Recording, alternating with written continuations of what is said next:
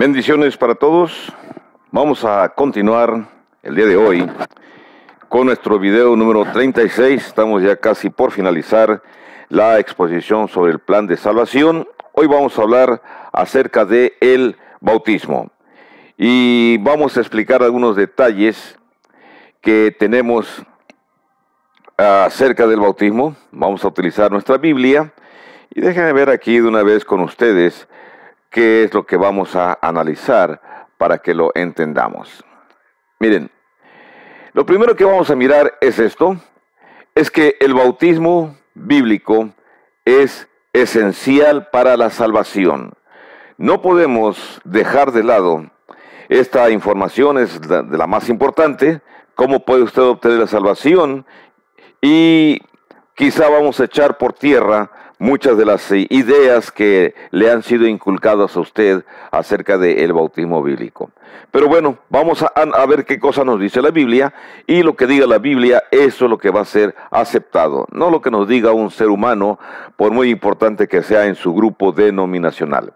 Así que, tomando esto como base de que el bautismo bíblico es esencial para ser salvos, el primer texto que vamos a analizar va a ser Gálatas capítulo 3, verso 27. Buscamos en nuestra Biblia Gálatas capítulo 3, verso 27, y ahí encontramos la información para entender qué es esto que la Biblia nos está hablando acerca de el bautismo. Dice el capítulo 3, verso 27, dice de esta manera, dice,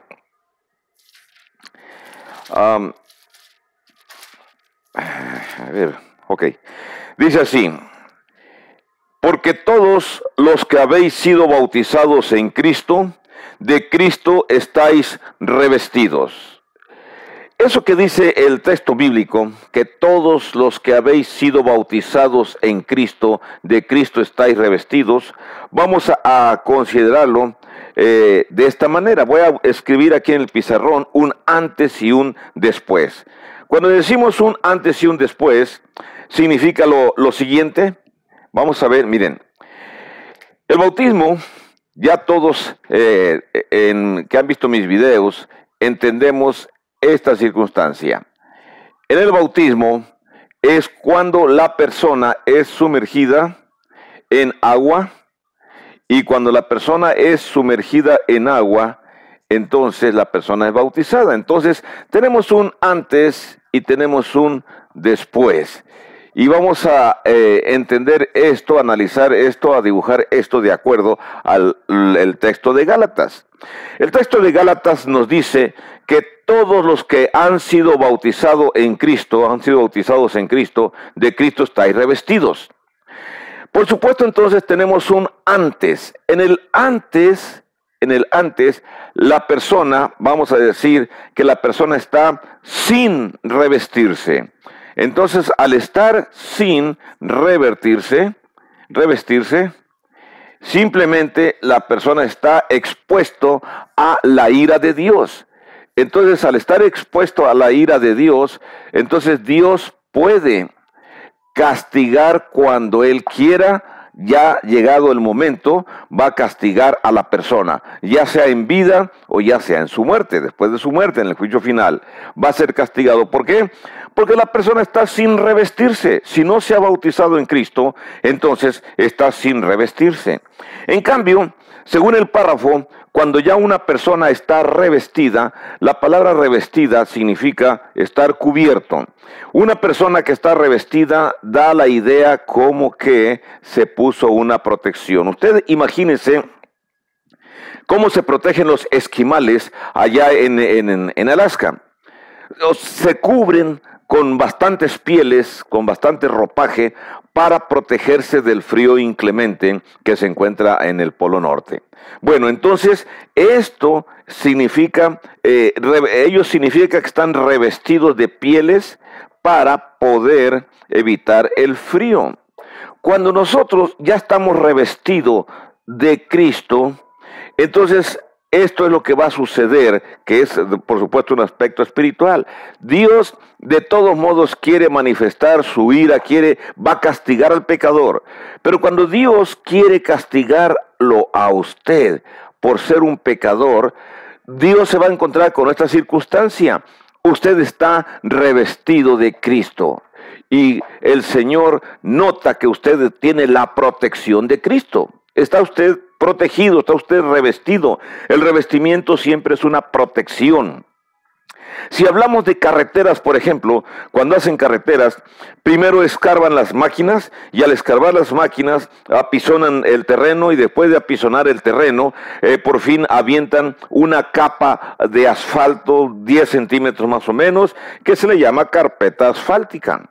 ¿Qué pasaría si los gobiernos de los países nada más hacen carreteras, pero sin ponerle el revestimiento, sin ponerle la carpeta asfáltica?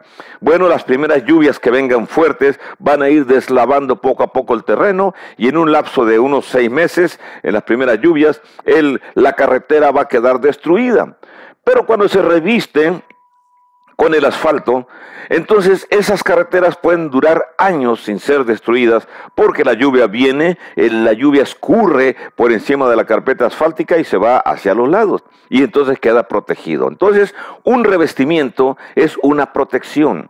Ahora, si no malentendemos el español, todos los que han sido bautizados en Cristo, de Cristo estáis revestidos. Ahora, una persona que no ha sido bautizado está desprotegido. Esa persona o ese varón, esa persona está desprotegida, va a sufrir la ira de Dios cuando llegue el momento. No tiene protección de Cristo. Pero cuando la persona se bautiza en Cristo, entonces la persona se reviste de Cristo. Si esta explicación no es suficiente, bueno, entonces no sé cómo explicar más, porque necesitamos entender que el bautismo es esencial para la salvación. Déjenme pasarme a otro párrafo, otro texto, mientras voy borrando estas palabras que aquí tenemos y vamos a mirar. Vamos a dejar el antes y el después y ahorita vamos a ver qué más tenemos que la Biblia nos esté diciendo. Por favor, vamos, si gustan, tomar su Biblia y vamos a buscar otro párrafo. El otro párrafo que tenemos aquí a la disposición para investigarlo es el párrafo que está déjenme verlo, aquí lo tenemos y ahorita lo buscamos, es en Romanos capítulo 6, del 2 al 7. Romanos 6, del 2 al 7, nos dice lo siguiente, dice, Romanos nos explica que el bautismo es para participar de la muerte, sepultura y resurrección de Cristo. Voy a leerle todo el párrafo para poder entender esto que aparece aquí en Romanos y entonces usted y yo tendremos un mejor entendimiento de lo que estoy explicando. Romanos 6, Romanos 6, versículos 2 al 7, dice, en ninguna manera, dice Romanos, porque los que hemos muerto al pecado, ¿cómo viviremos aún en él? ¿O no sabéis que todos los que hemos sido bautizados en Cristo Jesús hemos sido bautizados en su muerte? Porque somos sepultados juntamente con él para muerte por el bautismo, a fin de que como Cristo resucitó de los muertos por la gloria del Padre, así también nosotros andemos en vida nueva. Porque si fuimos plantados juntamente con él en la semejanza de su muerte, así también lo seremos en la de su resurrección. Sabiendo esto, que nuestro viejo hombre fue crucificado juntamente con él, para que el cuerpo del pecado sea destruido, a fin de que no sirvamos más al pecado, porque el que ha muerto ha sido justificado del pecado. ¿Qué nos dice este párrafo? Bueno, utilizando nuevamente la explicación gráfica que tenemos aquí en el pizarrón, una persona que ha sido bautizado en Cristo, está participando de la muerte, sepultura y resurrección de Cristo. Entonces, la persona antes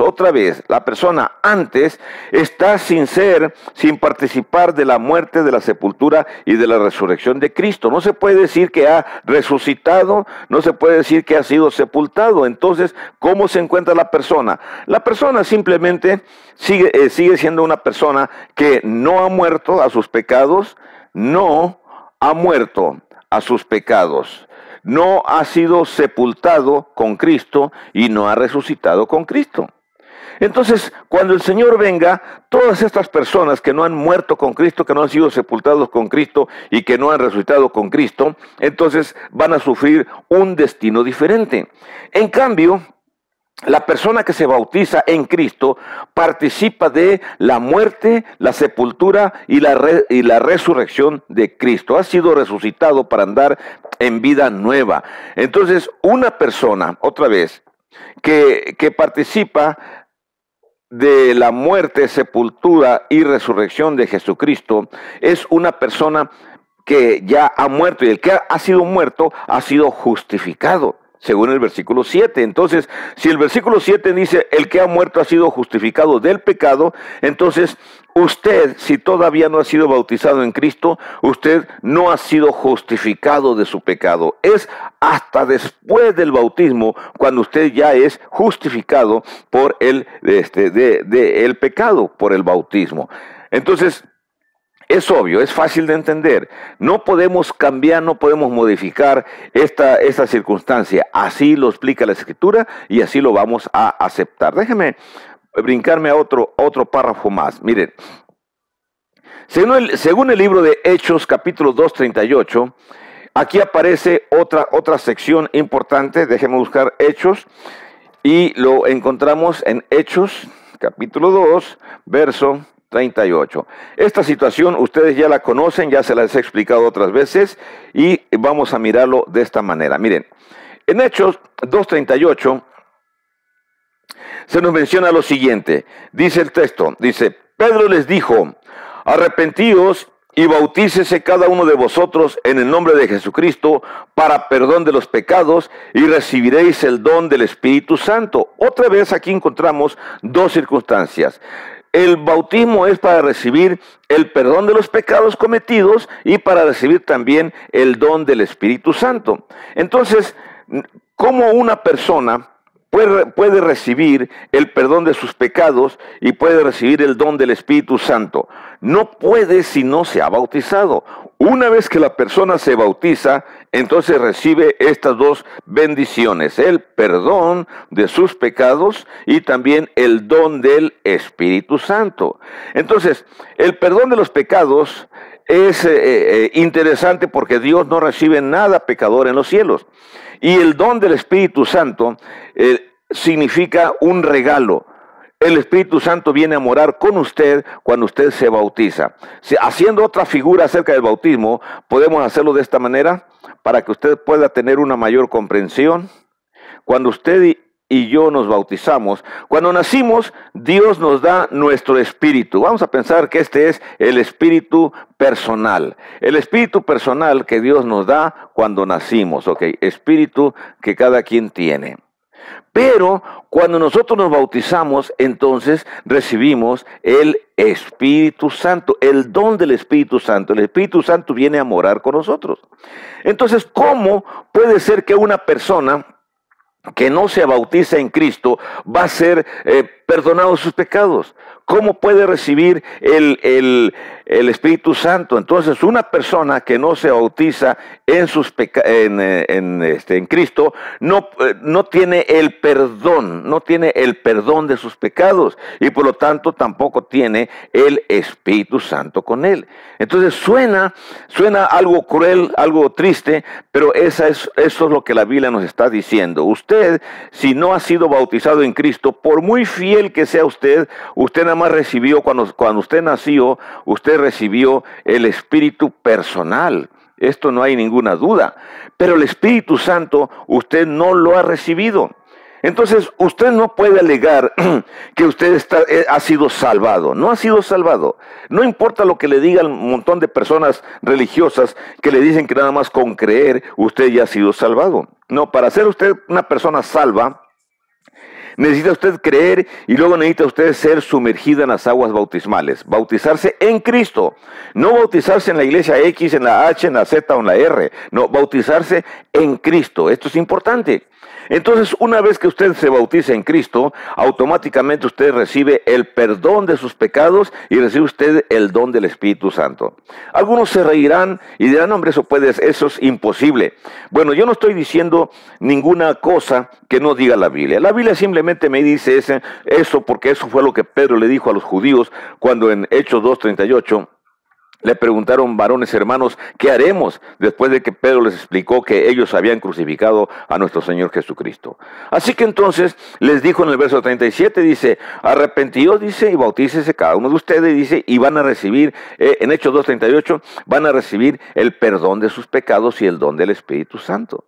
Aún más, o sea, hay bastantes textos, yo creo que con unos cuantos que miremos son suficientes para que usted entienda que es necesario el bautismo en Cristo para poder ser perdonado de sus pecados. Sin el bautismo, imposible que sea perdonado. Con el bautismo, usted es perdonado. Y no lo digo yo, lo dice las Sagradas Escrituras.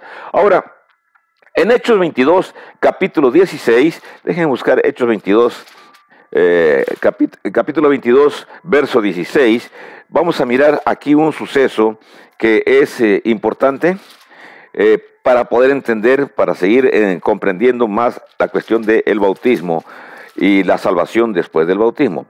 En el capítulo 22, en el verso 18, está hablando Pablo acerca de su conversión. No voy a dar más detalles, pero él está en Jerusalén, está defendiéndose acerca de lo que lo acusan. Pero este versículo, el 16, dice, ahora pues, ¿por qué te detienes? Levántate y bautízate y lava tus pecados invocando su nombre.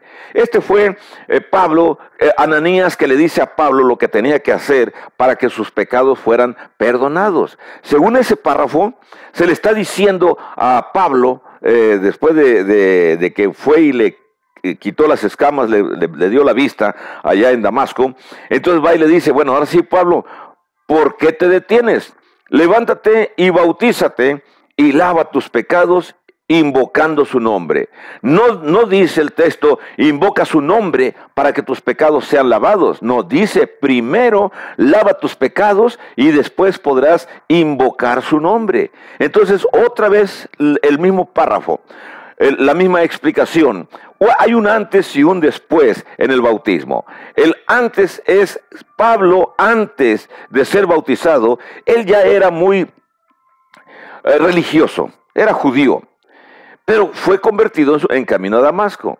Entonces antes simplemente él no era lavado, él no estaba lavado de sus pecados, no podía invocar el nombre de Cristo, no era lavado de sus pecados, Pablo, pero después del bautismo, este es Pablo en ese párrafo que estamos viendo, después del bautismo, Ananías le dijo, levántate y bautízate y lava tus pecados invocando su nombre. Entonces, Pablo, un después del bautismo, sus pecados son lavados. Y cuando sus pecados son lavados, entonces él ya tiene la opción de invocar su nombre. Invocar significa pedirle a Dios, pedirle a Cristo su bendición. Entonces no puede ser antes. Invocar el nombre de Cristo, invocar el nombre de Dios, sucede después. Entonces piensen usted, si usted es una persona que aún no ha sido bautizado, no ha sido perdonado de sus pecados, no ha sido lavado de sus pecados, ¿cree usted que usted puede tener la salvación? No creo. Hechos 22:16 no me lo dice así. Ananías le dijo a Pablo y fue claro, le dijo, levántate y bautízate. ¿Por qué te detienes? Lava tus pecados, invocando su nombre. Entonces fue hasta después del bautismo cuando Pablo fue lavado de sus pecados y ya pudo invocar el nombre del Señor Jesús. Ahora, hay mucho más. Miren, en Primera de Corintios, capítulo 12, verso 13, tenemos aquí otra sección y vamos a leerla, se la voy a buscar aquí, mientras se prende el